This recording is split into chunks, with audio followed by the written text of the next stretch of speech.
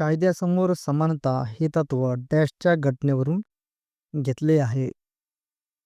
तर कायद्यासमोर समानता हे तत्व भारतीय राज्यघटनेमध्ये ब्रिटनच्या घटनेवरून घेतलेले आहे. पुढचा प्रश्न. जिल्हा परिषदेवर आमदार व खासदार यांना सदस्यत्व देण्यात येऊ नये अशी शिफारस कोणत्या समितीने केली होती? तर याचं उत्तर आहे वसंतराव नाईक व प्राध्यापक पी.व्ही. पाटील समिती यांनी केली होती. पुढचा प्रश्न. डॅश या कलमामध्ये राज्य निवडणूक आयोगाची तरतूद करण्यात आली आहे. तर कलम 243 के या कलमामध्ये राज्य निवडणूक आयोगाची तरतूद करण्यात आली आहे. पुढचा प्रश्न. राज्यपाल कोणास जबाबदार असतात? तर राज्यपाल राष्ट्रपतीस जबाबदार असतात. पुढचा प्रश्न. ग्रामपंचायतीची तरतूद भारतीय राज्यघटनेच्या कोणत्या कलमात दिलेली आहे? तर ग्रामपंचायतीची तरतूद भारतीय राज्यघटनेच्या कलम 40 मध्ये दिलेली आहे. पुढचा प्रश्न. आसाम राज्याची स्थापना केव्हा करण्यात आली? तर आसाम राज्याची स्थापना करण्यात आली 26 जानेवारी 1950 रोजी. पुढचा प्रश्न.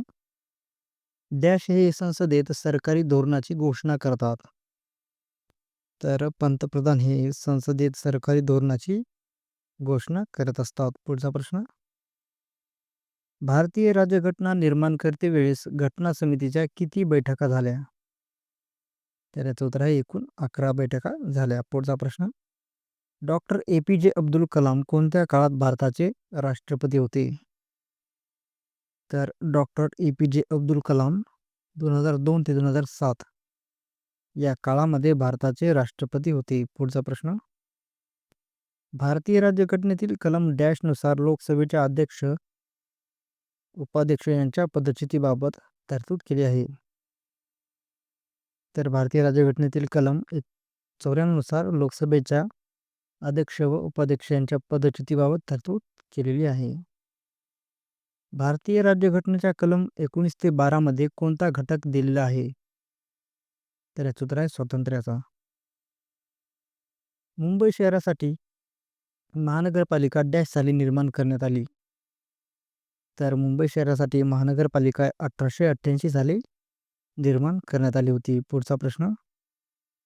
डॅशची अंदाजपत्रकास मंजुरी म्हणजे संसदेची मंजुरी मानली जाते. तर लोकसभेची अंदाजपत्रकास मंजुरी म्हणजेच संसदेची मंजुरी मानली जाते. पुढचा प्रश्न. भारतीय संविधानाच्या कोणत्या भागामध्ये आणीबाणी विषयक तरतुदी दिलेल्या आहेत? तर भारतीय संविधानाच्या भाग 18 मध्ये आणीबाणी विषयक तरतुदी दिलेल्या आहेत. रेल्वे हा विषय कोणत्या सूचीमध्ये येतो? तर रेल्वे हा विषय केंद्र सूचीमध्ये येतो. पुढचा प्रश्न. भारतीय राज्यघटना समितीच्या प्रांतीय राज्यघटना समितीचे अध्यक्ष कोण होते? भारतीय राज्यघटना समितीच्या प्रांतीय राज्यघटना समितीचे अध्यक्ष होते सरदार वल्लभभाई पटेल. लोकसभा सभापतीसाठी वयाची पात्रता किती वर्षे आहे? तर लोकसभा सभापतीसाठी वयाची पात्रता आहे 25 वर्ष. पुढचा प्रश्न. उच्च न्यायालयातील न्यायाधीशांची पेन्शन डॅशच्या संचित निधीतून दिली जाते? तर उच्च न्यायालयातील न्यायाधीशांची पेन्शन केंद्राच्या संचित निधीतून दिली जाते. पुढचा प्रश्न. डॅशच्या कायद्याने प्रांतिक स्वायत्तता देण्यात आली? तर 1935च्या कायद्याने प्रांतिक स्वायत्तता देण्यात आली. पुढचा प्रश्न. जिल्हा परिषदेमध्ये पशुसंवर्धन व दुग्ध विकास समितीची स्थापना केली जावी अशी शिफारस कोणत्या समितीद्वारे करण्यात आली होती?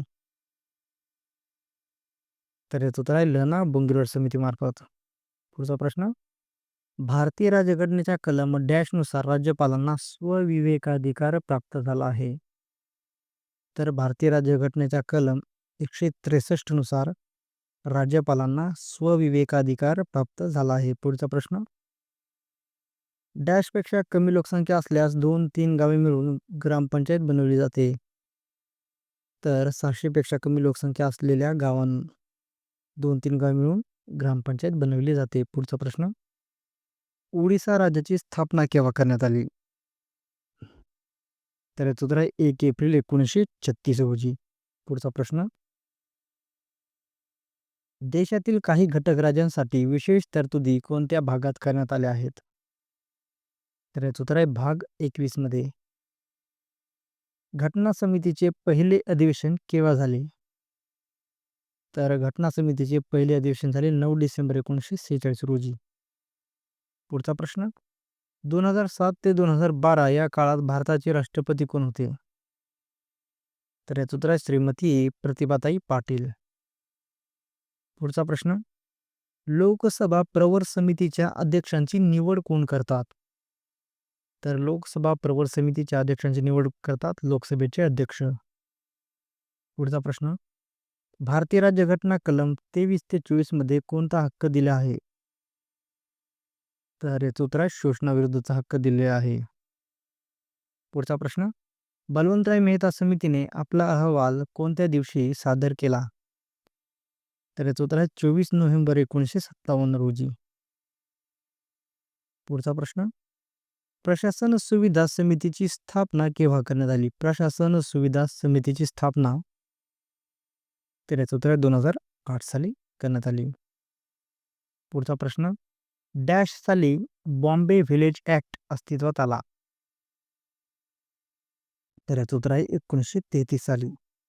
पुढचा प्रश्न. डॅशने अंदाजपत्रक फेटाळण्यास मंत्रिमंडळाला राजीनामा द्यावा लागतो?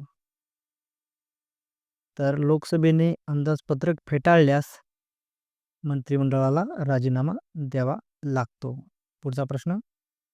राष्ट्रीय आणीबाणी संपुष्टात आणायची असेल तर लोकसभेचे अधिवेशन चालू नसेल तर आशयांची नोटीस डॅशना द्यावी लागते. राष्ट्रीय आणीबाणी संपुष्टात आणायची असेल तर आणि लोकसभेचे अधिवेशन चालू नसेल तर आशयांची नोटीस राष्ट्रपतींना द्यावी लागते. पुढचा प्रश्न. नागरिकत्व हा विषय कोणत्या सूचीमध्ये येतो? तर याचं उत्तर आहे केंद्र सूचीमध्ये येतो नागरिकत्व हा विषय. पुढचा प्रश्न. भारतीय राज्यघटना निर्मितीच्या भाषिक प्रांतावरील समितीचे अध्यक्ष कोण होते? तर याचं उत्तर आहे के.एम. मुन्शी. पुढचा प्रश्न. पंचायत राज या विषयाशी घटनेतील कोणते प्रकरण संबंधित आहे? तर याचं उत्तर आहे 9वे. पुढचा प्रश्न. मुख्यमंत्री पदासाठी वयाची पात्रता किती वर्ष असावी लागते? तर याचं उत्तर आहे वय 25 वर्ष. पुढचा प्रश्न. केंद्र शासनास सर्वप्रथम त्रिस्तरीय पंचायत राज व्यवस्थेची शिफारस कोणत्या समितीने केली होती? तर याचं उत्तर आहे बलवंतराय मेहता समितीने केली होती.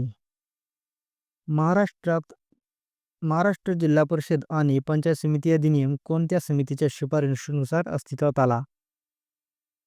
तर याचं उत्तर आहे वसंतराव नाईक. पुढचा प्रश्न. भारतातील 2 ऑक्टोबर 1952च्या सामुदायिक विकास योजनेला अमेरिकेतील कोणत्या कंपनीने अर्थसहाय्य केले होते? तर याचं उत्तर आहे फोर्ड समितीने. अमेरिकेतील फोर्ड कंपनीने अर्थसहाय्य केले होते. पुढचा प्रश्न. अपवादात्मक परिस्थितीत ग्रामपंचायतीचा कार्यकाल राज्य शासन किती वर्ष वाढू शकतो? तर अपवादात्मक परिस्थितीत ग्रामपंचायतीचा कार्यकाल राज्य शासन 1 वर्षाने वाढू शकतो. पुढचा प्रश्न. उत्तराखंड राज्याची स्थापना केव्हा करण्यात आली? तर याचं उत्तर आहे 9 नोव्हेंबर 2000 साली करण्यात आली. पुढचा प्रश्न. घटना समितीची निर्मिती केव्हा करण्यात आली?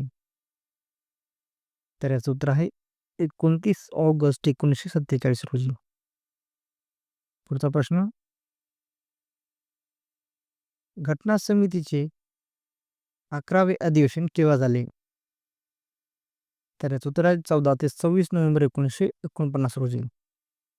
पुढचा प्रश्न. 2012 ते 2017 या काळात भारताचे राष्ट्रपती कोण होते? तर याचं उत्तर आहे प्रणव मुखर्जी होते. भारताचे पहिले उपराष्ट्रपती कोण होते? तर याचं उत्तर आहे डॉक्टर सर्वपल्ली राधाकृष्णन हे भारताचे पहिले उपराष्ट्रपती होते. पुढचा प्रश्न, लोकसभा व राज्यसभेच्या संयुक्त बैठकीचे अध्यक्षपद भूषविण्याचा अधिकार कोणाला आहे? तर याचं उत्तर आहे लोकसभा अध्यक्षांना आहे. पुढचा प्रश्न, भारतीय राज्यघटना कलम 25 ते 28 मध्ये कोणता हक्क दिलेला आहे? तर याचं उत्तर आहे धर्मस्वातंत्र्याचा हक्क दिलेला आहे 25 ते 28 मध्ये. मूलभूत हक्क हे डॅशच्या घटनेवरून घेतलेले आहेत. तर मूलभूत हक्क हे अमेरिकेच्या राज्यघटनेवरून घेतलेले आहेत भारतीय राज्यघटनेमध्ये.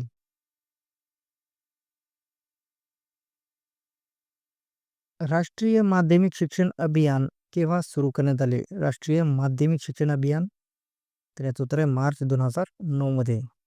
पुढचा प्रश्न, बलवंतराय मेहता समितीच्या शिफारशी भारत सरकारने केव्हा स्वीकारल्या? तर याचं उत्तर आहे फेब्रुवारी 1958 मध्ये. पुढचा प्रश्न, भारतीय राज्यघटनेच्या कोणत्या कलमामध्ये राष्ट्रीय आणीबाणी काळात केंद्र राज्यांमधील महसूल यांचे वितरण याविषयी तरतूद केली आहे? तर याचं उत्तर आहे कलम 354 मध्ये. पुढचा प्रश्न, नाणेनिधी हा विषय कोणत्या सूचीमध्ये येतो? नाणेनिधी, तर याचं उत्तर आहे केंद्र सूचीमध्ये येतो. भारतीय राज्यघटना निर्मितीवेळी राष्ट्रध्वजासंबंधी समितीचे अध्यक्ष कोण होते? तर याचं उत्तर आहे डॉक्टर राजेंद्र प्रसाद हे होते. पुढचा प्रश्न, कलम डॅशनुसार राष्ट्रपती 5 वर्षांसाठी वित्त आयोग नेमतात? तर कलम 280 नुसार राष्ट्रपती 5 वर्षांसाठी वित्त आयोग नेमतात. राष्ट्रपती पदासाठी वयाची पात्रता किती वर्षे आहे? तर याचं उत्तर आहे 35 वर्ष पूर्ण. पुढचा प्रश्न, भारताची संसदीय शासन पद्धती कोणत्या देशाकडून घेतलेली आहे? तर भारताची संसदीय शासन पद्धती ही इंग्लंड या देशाकडून घेतलेली आहे. पुढचा प्रश्न, पंचायत राजमध्ये नोटाचा वापर करणारे पहिले राज्य कोणते? तर याचं उत्तर आहे महाराष्ट्र. पुढचा प्रश्न, स्थानिक कारभारात लोकांचा सहभाग वाढावा यासाठी डॅशची स्थापना केली जाते?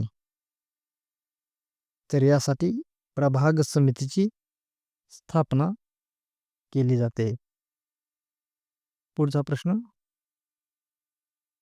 राज्याचा महाधिवक्ता, राज्य लोकसेवा आयोगाचे अध्यक्ष व सदस्य, लोकायुक्त यांची निवड करण्याचा अधिकार कोणाचा आहे? तर याचं उत्तर आहे राज्यपाल यास. पुढचा प्रश्न, महाराष्ट्रात केव्हापासून स्थानिक स्वराज्य संस्थेत महिलांना 50% आरक्षण राखीव ठेवण्याची तरतूद करण्यात आली? तर महाराष्ट्रामध्ये 14 एप्रिल 2011 पासून स्थानिक स्वराज्य संस्थेत महिलांना 50% आरक्षण राखीव ठेवण्याची तरतूद करण्यात आली होती.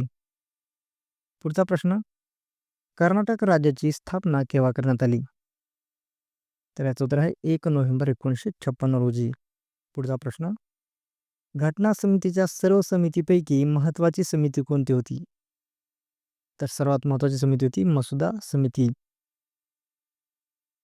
पुढचा प्रश्न, कोणाच्या नेतृत्वाखाली मुस्लिम लीगच्या सदस्यांनी 9 डिसेंबर 1946 रोजी झालेल्या अधिवेशनावर बहिष्कार टाकला?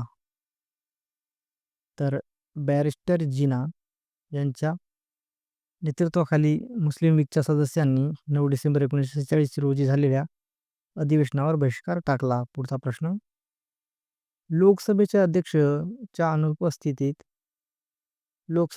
अनुपस्थित असल्यास संयुक्त बैठकीचे अध्यक्षपद डॅश भूषवितात? तर लोकसभेचे अध्यक्ष अनुपस्थित असल्यास संयुक्त बैठकीचे अध्यक्षपद लोकसभा उपाध्यक्ष भूषवितात. पुढचा प्रश्न, केंद्र शासनाने बालकांसाठी मोफत व सक्तीचे शिक्षण हक्क कायदा कोणत्या वर्षी लागू केला? तर केंद्र शासनाने बालकांसाठी मोफत व सक्तीचे शिक्षण हक्क कायदा 2010 पासून लागू केला. पुढचा प्रश्न, बलवंतराय मेहता समितीच्या शिफारशी राष्ट्रीय विकास परिषदेने केव्हा स्वीकारल्या? तर याचं उत्तर आहे जुलै 1958 मध्ये. पुढचा प्रश्न,